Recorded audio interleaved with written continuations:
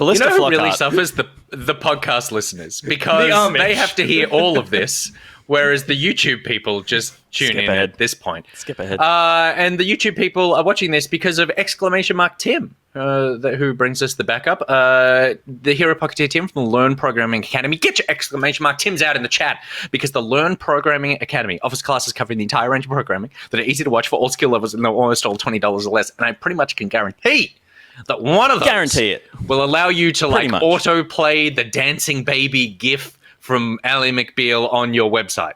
I pretty much guarantee that Tim can teach you how to put that on I reckon that's a $20 lesson for sure. That's some MySpace shows.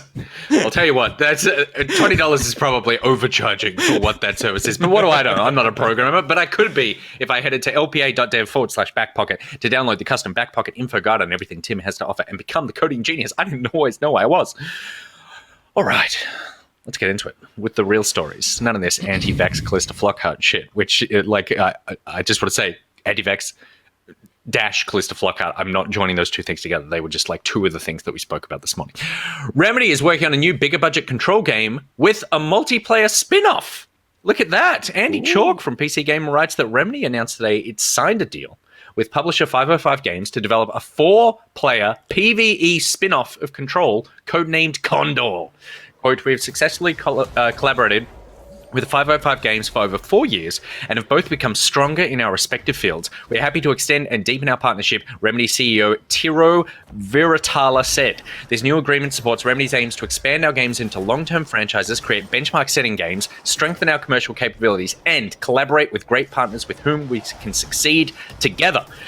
They also agreed to a high-level collaboration to further expand the Control franchise with a bigger budget Control game, which is most likely a full-scale sequel in the works. Angus, did you play Control? I did. I played maybe the first 5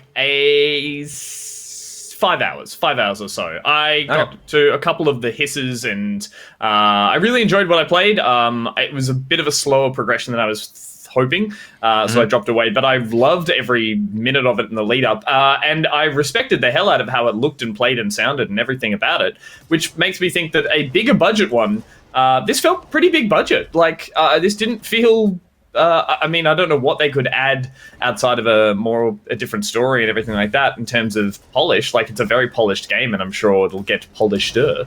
The multiplayer spin-off side of it, I'm more intrigued about, I guess I would say, because Remedy obviously do great single-player games. They only really do single-player games, and so Control was a lovely sort of throwback to them doing a really polished, refined third-person action shooter, and from memory, I can't think of any real multiplayer stuff they've done. So I'm excited for them to dabble in that world, because I feel like they're very talented and they can bring some pretty cool mechanics and some pretty polished experience in the shooter, or what I assume will be another third-person shooter if it's to live in the same universe as Control. So I'd be super keen to try that out. Yeah. But you loved this, Nick, didn't you? You played it. I did, yeah. I'm less enthused about the multiplayer thing, but that sort of tracks for me. But I'm very excited about the idea of not necessarily big budget. I know that 505 are a pretty small publisher, and they and Remedy make achievable size games, I guess, except for, well, they still achieved it, I guess. Quantum Break, yeah. Which was not a good game. But generally, I think that they go with the idea that a really strong narrative thing, or they focus on gameplay. So Control was narratively really great. I didn't mind how it played. I was never particularly enamored with it, but I loved the world. So I think that some sort of way of really being able to bring on some people to polish that gameplay experience would make a sequel even more enjoyable for me. Pete, you picked it up late, right? Yeah, totally. Yeah, and I didn't play through it. I just played probably similar amount to Gus, and I liked it a lot. And I just think it was it could probably, I don't know what it would benefit from with a sequel. It feels, I didn't play through to the end of the narrative, so I don't know how it ties up and whether there's more story threads that are interesting. There probably are. They at least seem to think there is. But I think the interesting part of this game, at least in the first few hours that I played, was that it's all in this one building, but it still manages to feel like more than one building. Like there's a lot of like atrium fights, but it's like like the building is part of it's a character. So there is, I guess, a sequel opportunity in telling a story that has similar elements that happen outside different locations, kind of like see a bit more of the world being affected by this weird agency as opposed to just this one building.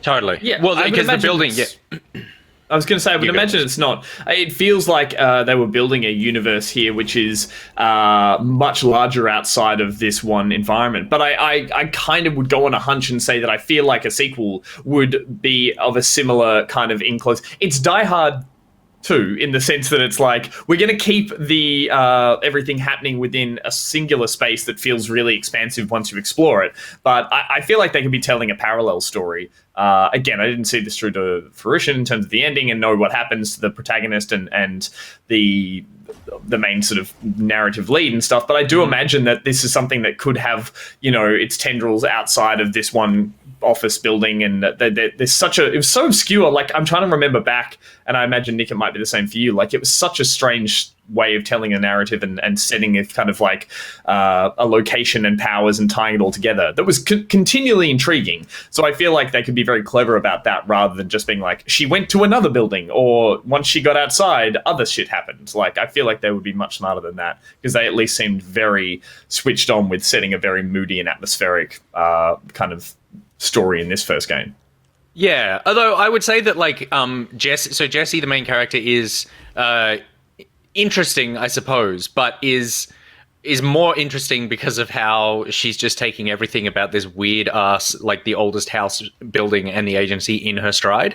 And the most interesting thing about the game, and this isn't a knock, is the building, because the building truly is a character, like the building and the agency. So steering too far away from that, I think that, like, they did phenomenal stuff later on in the game, particularly with going places in this building where you're like, well, this doesn't make any sense. And so expanding that with some sort of, like, I don't know, prequel about how this place started or something, like, I think there's really scope there. So I'm just excited that we're getting more of this, because it did feel like that sort of like double A tier game that, I mean, the big thing about it when it came out was actually ray tracing. That's what one of the main conversations about it is, that it was one of those early games with ray tracing that if you had like a 2080 or something, then you could actually take advantage of it. But it's one of those sort of like double A games that actually people really were drawn to. And so I am excited to be able to see more, just because, I really loved the weird vibe that it put off. That sort of like X-Files. And I think Remedy just always punch above their weight. Totally. And like, this is sure it's double A, and it kind of maybe feels you feel a bit heavy or something. And a lot of that is in animation and movement and all that stuff. But like, the design of this thing is spectacular. Even without ray tracing, the design of this space was so breathtaking. You'd walk into a room and all the lights would turn red, and there would be a dark silhouette in the far end of the corridor. And it's like, man, there's so many cool ideas they've put into this. And that's just one example. I didn't see deep into the end of the game where shit starts to get weird. The fridge stuff is so good. This fridge thing is so good. I did see someone in the chat, which was Slim said it's confirmed to be the same universe as Alan Wake. I think they're talking about the game, because yes, it is. But then Evil Spy Boy said, imagine a completely different genre game that is marked as a sequel. And I think that Remedy could do something like that. Remedy could take that kind of chance to go like, oh, we've totally changed the kind of game that this is, but it's still in the same universe and around, like, with similar themes and characters and stuff, and that's the sort of swings that I feel like only a few publishers can make, and Remedy is definitely one of them. So that's good. In terms of their multiplayer, they were contracted in 2019 to do the Crossfire X shooter, which I think got announced at E3 2019, I think. Yeah. And it was like, everyone was like, what is Crossfire? And everyone in China was like, Oh yeah, we all play it. Yeah. It's the biggest shooter in one the of these world, games numbers in the world, yeah. wise. Yeah, totally. And they were contracted to do the single player campaign for the single player one to bring out. I haven't heard anything else about this, so they are sort of like, they've dipped their toe in the multiplayer verse, I suppose, by having some sort of connection with that game. So yeah, it'll be interesting to see what they come out with that. Hopefully, their multiplayer is just as weird as their single player stuff, though. Yeah. Speaking of weird games, Housemarque, who make some very weird and quite wonderful games, will be making those games exclusively for PlayStation, because last week a statement from Herman Holst, who is the head of PlayStation Studios on the PlayStation blog, said, "Today I'm thrilled to welcome a new member to the PlayStation Studios family. I've been a fan of Housemarque since the studio's early days when they introduced Super Stardust HD to PlayStation fans. Housemarque's recent release of Returnal proves the studio is one with incredible vision, capable of creating memorable new games that resonate with our community. This edition enhances the creative force of PlayStation Studios, and I cannot wait to see what the future holds for Housemarque. Welcome to the family, Housemarque. Housemarque. Peter Burns. Housemarque. Housemarque. How do you feel? Housemarque. Good on them. They've got a bunch of...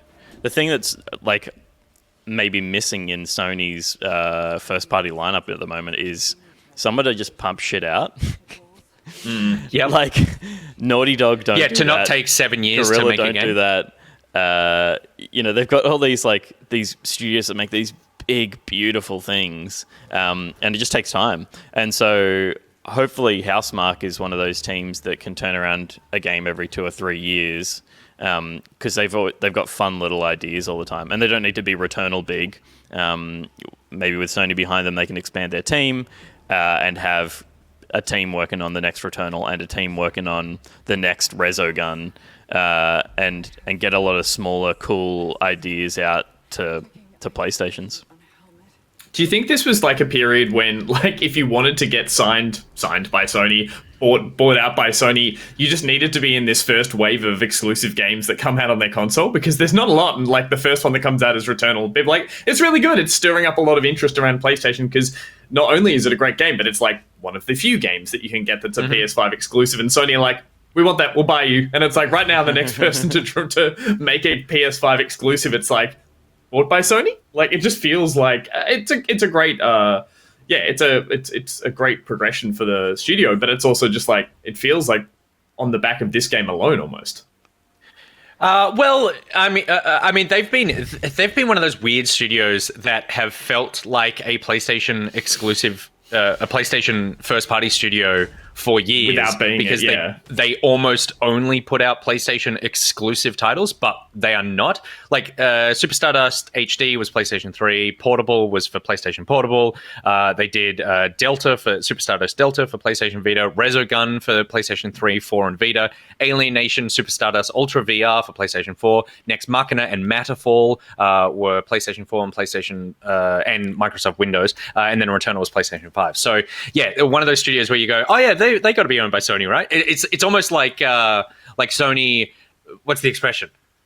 Got the milk for free but didn't buy the cow, or now buying the cow. But they get I don't know, something about the fact that PlayStation didn't have to pay any money for these games, and Housemarque were like, yeah, but we'll mainly just They've put them out on your finally platform. bought the cow because they were getting the milk for free for so long, and now they've bought the cow. The argument would be, why did you buy the cow? You were getting the milk for free.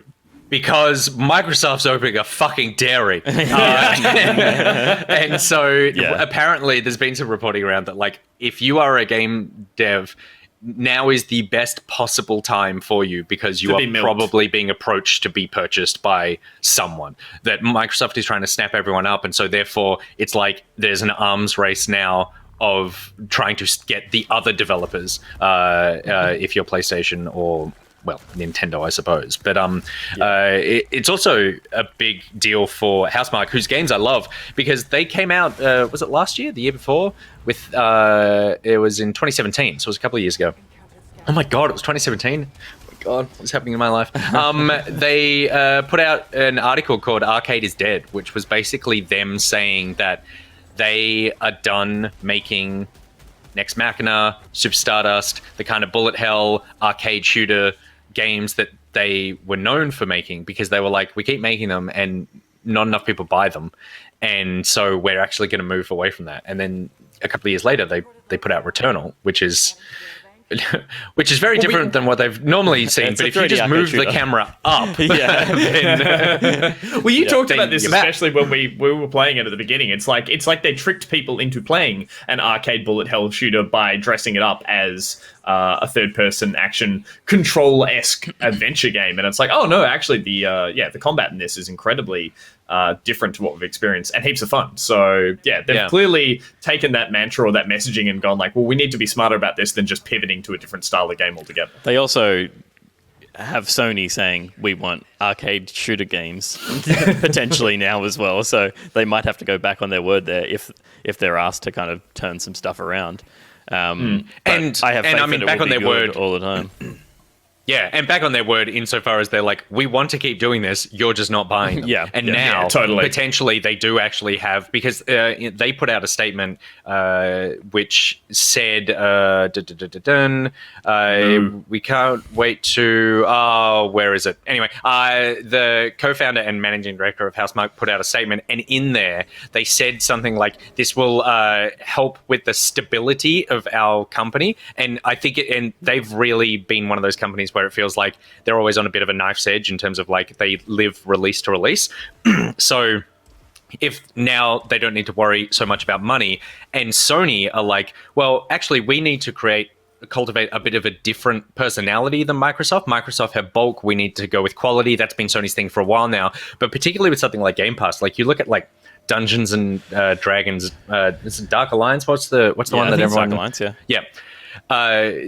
Like games like that coming to Game Pass is like great for Game Pass, but it's also like Game Pass doesn't necessarily always get the greatest games. It just gets a lot of games, and some of those games are great. Whereas Sony are probably now heading in the direction of like, we just want to cultivate quality and have identity, and therefore you go to Housemarque and you go, all right, you guys go make the thing that you want. You don't need to worry about how many people buy it, because we know that the people who do want this kind of like superior arcade shooter or whatever will come to this platform, because this is now the only place you're going to be able to get it. It also, like, the difference between a Game Pass thing and what Sony has as well is that if they do have fewer games, there is less to play, but this is a first-party title now.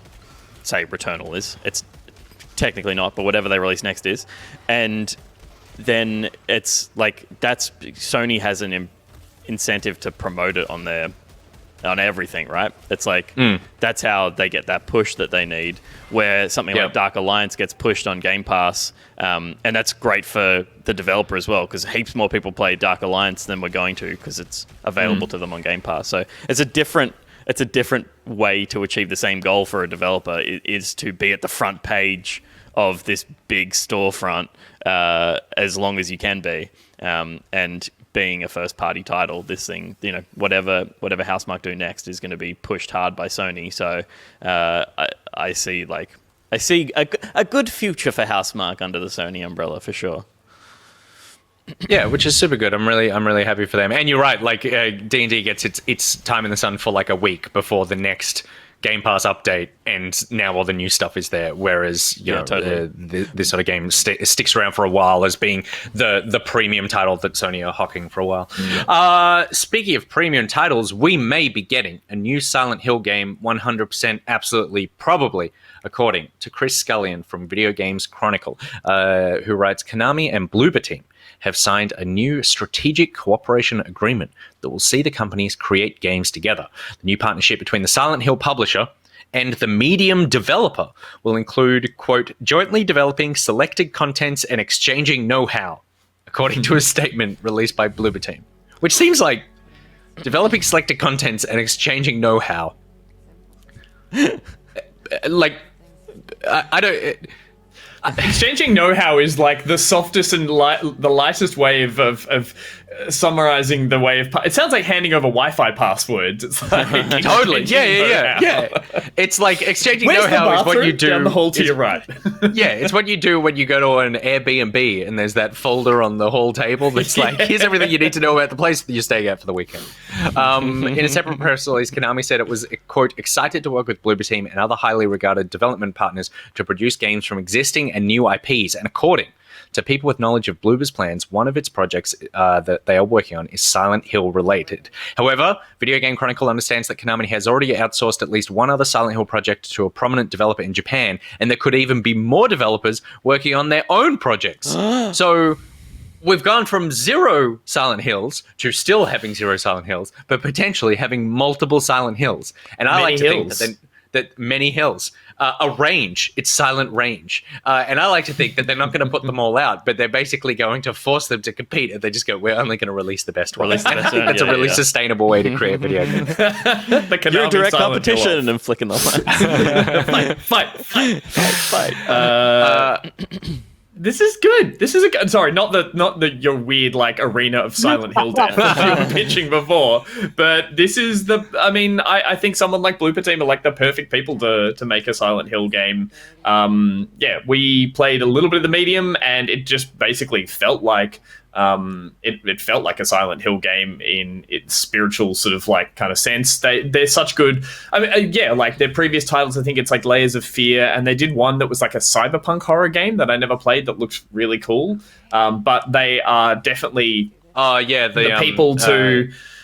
They are the people to make an incredibly atmospheric, very kind of introspective horror game that's location focused, and that is Silent Hill in a nutshell. So I would be very surprised if they came out and said, we're actually making the Metal Gear sequel or something like that. Like, I think, it would be very weird for them to create this partnership, to share such knowledge and not to be a Silent Hill game.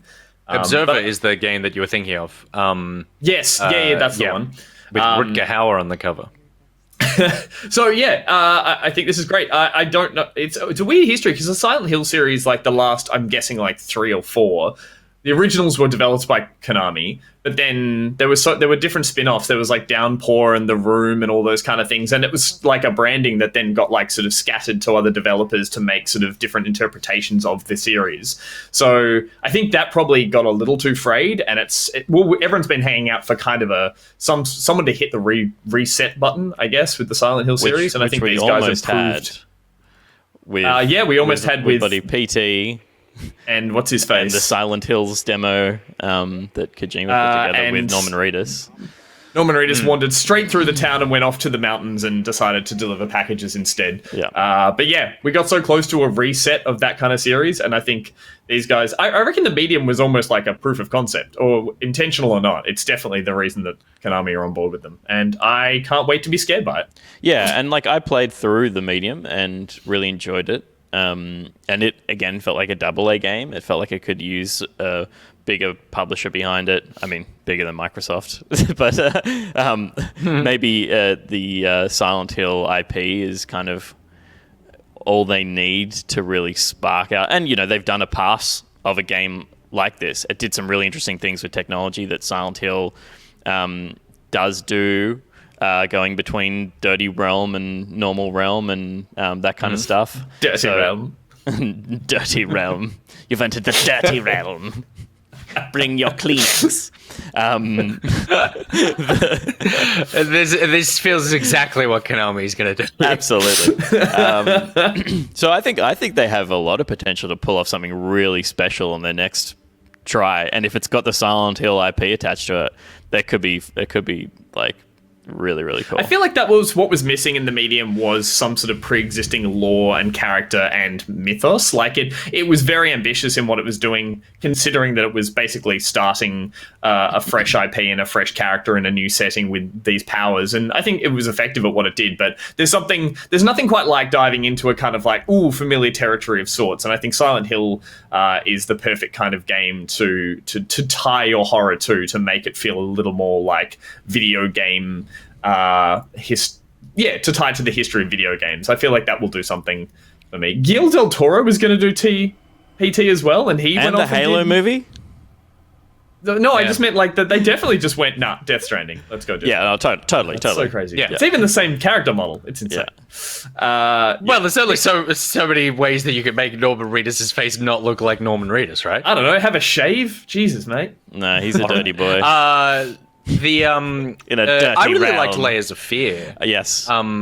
Layers of Fear did, because I think the thing with the Medium was, to me, it felt like they focused a bit too much on the like gimmick of the changing between realms and less on the story just felt pretty slow for me, and it wasn't particularly scary except for that one point where we all shot ourselves, where someone jumped up in front of a peephole. Yeah. But but Layers of Fear was very creepy and very atmospheric, and so yeah, and I'm all for them doing that. I'm also happy that because Konami have a couple of IP. They don't have a lot, but they've got a couple of IP that people are really passionate about. That.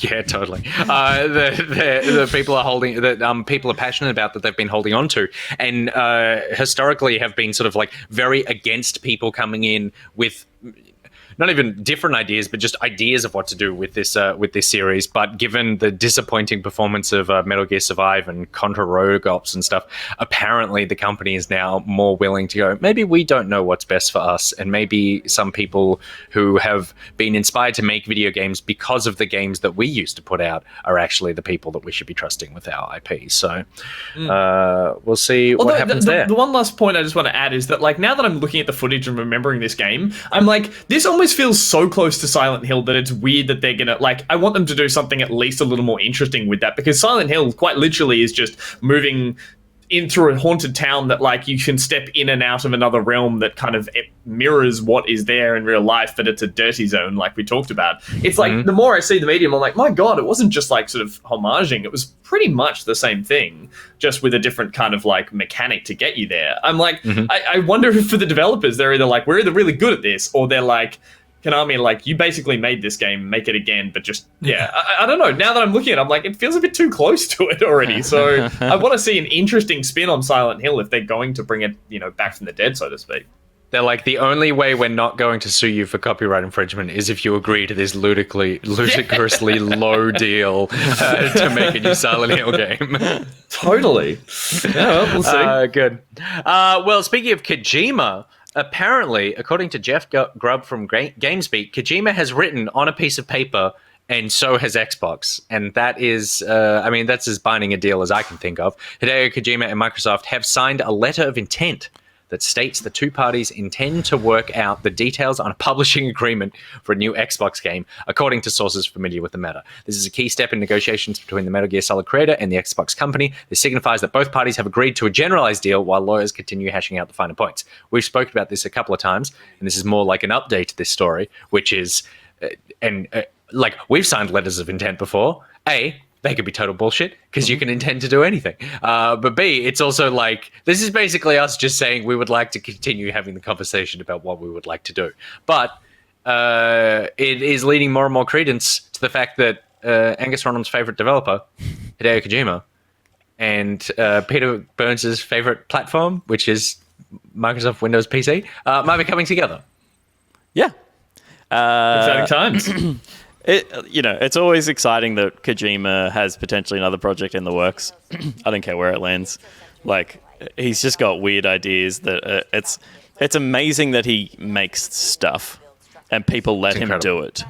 It's so true, though. So what a statement. So I don't care. I don't care what it is. Like, I'm glad that Death Stranding exists. I think it's an awful game, but I think it's fascinating that this beautifully polished, dumb game about space whales and carrying boxes was made at all.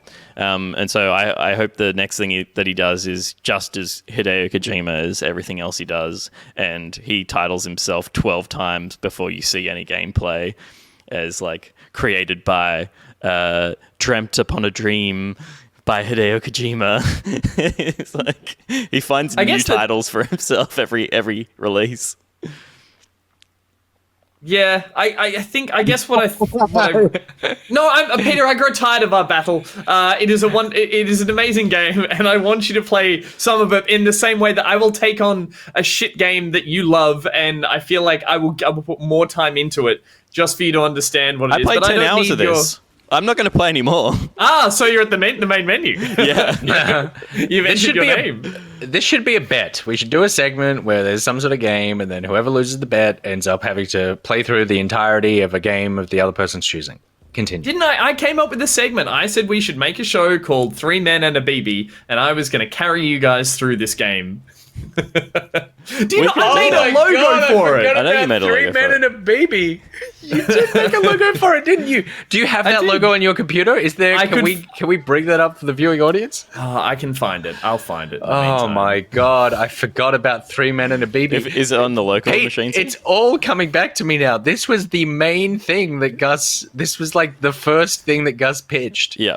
As Yeah. being part of Back Pocket, and was the primary thing that you were like, He put a bunch of I will do design this into. if we could do this. I think I found it. Oh my God, dear. amazing. But this is what's exciting about this is that Microsoft seemed to be doing the same thing that the PlayStation did with Death Stranding, which was basically like, according to Grub, that it's so close to becoming real that Microsoft is basically just preparing for what Kojima will need to make his new game, which I think is just like, just give him space and energy drinks and It was some like- sort of a documentary about 9/11, and then he can go away and he'll come up with something good. The letter of intent was just a writer. I mean, I totally see how Konami got fed up with having Kojima in the building and kicked him out. Because he's got to be all ego, right? Unless he's around a Hollywood director, and he in which case he turns into a child. In the same way that Jeff Keighley turns into a child around Hideo Kojima and lets him get away with anything. Yeah. So it's like, yeah, I mean, it's good. I like that It's he good. exists in the industry. I think he's a fascinating part of the games industry. He is. Let's see what he does. Let's see what happens. Let's see what happens. So, and it also, I mean, it'll just be a big get for Game Pass. That's a very good, good deal for Microsoft. And yeah, exciting that Kojima's busy at work on something other than the extended director's cut of Death Stranding, which is what Pete will end up having to play. Yeah, look, when even he I'm loses not the prepared to bet. play a director's cut of that game. Have we had a whinge about that yet on the show? The fact that About what? the fact that it's called a director's cut and he's literally the only, like, he was the head of the. It is that the first version is the director's cut. There was no publisher over him saying do this. Unless hopefully they're using it in a different term, that they're saying the director has been cut. So all the bits saying Kojima is the director, Yes. they have been cut out, and the game It's has now been a 20-minute shortened. game. Yeah. Yeah, The 3 hours of exactly. actual game that are there, you get to play. Peter, I know like this is that. also an audio medium as well, but I've just linked you the picture or the logo Whereabouts? of Three Men and a BB in the live chat on Slack there. So for all the people listening to this as a podcast, I'm sure this won't bring you as much joy unless as the people watching it visually. Just We'll vamp for a we'll sec. put it in.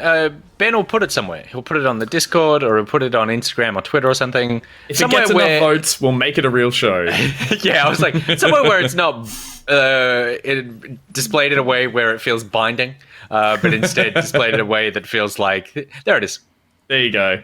For those listening as a podcast, you're seeing cartoon drawings of the three of us. I think, was this even before we came up with pocketing? 'Cause Yeah, it feels yeah. weird that Correct. there's no We're pocket actually on there. Yeah. replicating the pose from the Three Men and a Baby poster, starring not Burt Reynolds, the other one. Ted Danson. Moustache. Selleck. Ted Danson, Steve. Tom Selleck. the guy from Gutenberg. Police, Steve Gutenberg, and Yep. the guy who was with Martin Not Martin Tom Short. Selleck? Am I just screaming Tom into the Selleck. Oh, no, It it's is Tom Tom Selleck, Selleck. Martin Short plays the baby. Yeah. Martin Short plays the baby. Yes. Oh, no, goddamn. I want to see that. I'd watch that movie. No, that I'd watch. movie. There we See, go. I'm actually, now that you say it, I'm actually totally on board to make Three Men and a Baby. The problem is that Like- it's a 50-hour game. Like, in a 12-hour game, That's a lot of sure. time There's no together. fucking way I'm watching you walk for 50 hours. No, okay, but the idea was that we treat it like a child that we all have to look after together. So we hand the save around, and like Nick's up in the middle of the night playing it while I finally get to go to bed, and then it's Yeah. up again. So he has to give it to Pete. That's and right, Pete gets that's up in right, the morning that's to, right. to play. That's it So we right. just played in one sitting, but we share the... Yeah. Yeah, Okay. it's all coming back to me now, which was the idea of like, hate it. as a concept, this is funny, but it will be like Yeah. unbearable because I will pick up like the third person. I want to be the playing one the game 15 hours in, doesn't We do it- understand any of the mechanics, doesn't know what the fuck is going on with the story, Like and it's just parenting. like. But I think that's Yeah, I like mean, that's true. like everyone who played it from start to finish. They're like, what the fuck is going on with this story? I true. want it for the moment of if we did it in the studio as a marathon thing, just that moment where like I or Pete comes up behind you and takes the control and goes, hey, I got this. You go get a couple of hours sleep. I'll take it from here. That's good. Or I'm picturing it more like I'm like Pete's holding the controls and he's like, I don't know like what's going on in this game or how to do this, and you come behind and just like sort of sexy tennis instructor like reaches over and just holds the hands around the controls like we're let me help. we're doing this together, Peter. Yeah. It'll be This is fine. how we make- we're about to make a Bibi. You're gonna make a great Death Stranding player. That's too real. I mean, to be fair, we did have this conversation a week ago where it's like mainly like to producing additional content. Really, just the burden is come up with a good title and the loosest possible format around it, and then that's just an excuse to play a video game. So you go. this is as good a one as I've ever heard. And then rounding out the news for this week, and rounding out, I guess, the updates, because you guys spoke about this last week when yeah. I was not here, yeah. But some more news has come out about the Dead Space, the new Dead Space game, which apparently is going to be announced at EA Play. And this is from Jeff Grubb again, who is just a very busy man at the moment. But the word is coming out that the new Dead Space game is not a reboot, and instead it's going to be a remake. That confirming some investigating that went on with Eurogamer and Gematsu, that first reported the existence of the game. GameBeat can confirm the parts of what each outlet has heard, that while a new Dead Space is coming, Motive is rebooting the franchise with a full-fledged remake. So we're looking more at something like the Resident Evil 2 remake, as opposed to sort of coming up with a new spin on Dead Space where actually it's all underwater or something. Probably, and the word is as well, maybe leaning a bit heavier into the original game than Resident Evil 2, which takes some liberties in terms of like the way that some villains and stuff in that game work, and that this is more like a ground up remake. But I'm super excited by that because Dead Space is one of those titles where I'm like, I loved it so much playing it. I don't remember too much about it, but having this sort of like fully sexed up version of Dead Space that isn't necessarily trying to do something massively new with the genre, but instead doubling down on that sort of like just slow creeping atmospheric horror is exciting to me.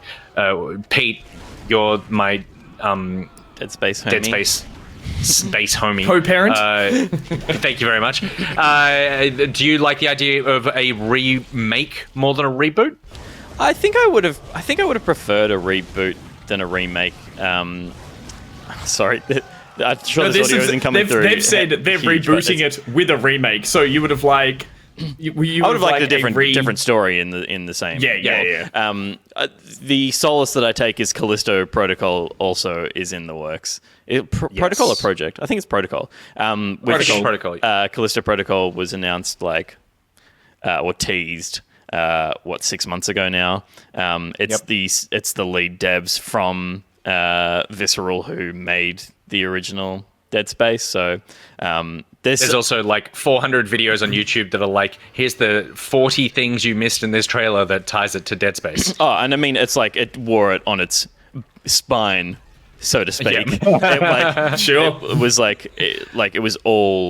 it was all obviously so Dead Space. And so I'm really excited about that. And that means that, I'm happy with whatever I get that's got the Dead Space logo on it.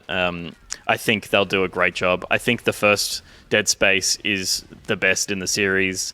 I think 2 was really good, and 3 I played half of. But 1 just had something special going on. It kind of came out of nowhere, and the story was...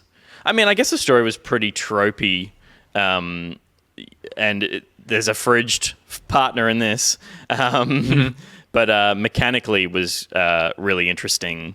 for the time. That it was very much like when you're in third person and heavy, you were Gears of Warring. Whereas this was like, you don't have a lot of ammo, you're not really an action hero, you basically just stomp on things in corridors in space, and good luck to you. So if I can get a super high res version of that, in the same way that the Final Fantasy VII Remake is like this new idea, new take on the game, I'm excited. Yeah, well, it's kind of like, even though it's more one-to-one, something like the Demon Souls thing, where you go like, a lot of people will just have not experienced this game before.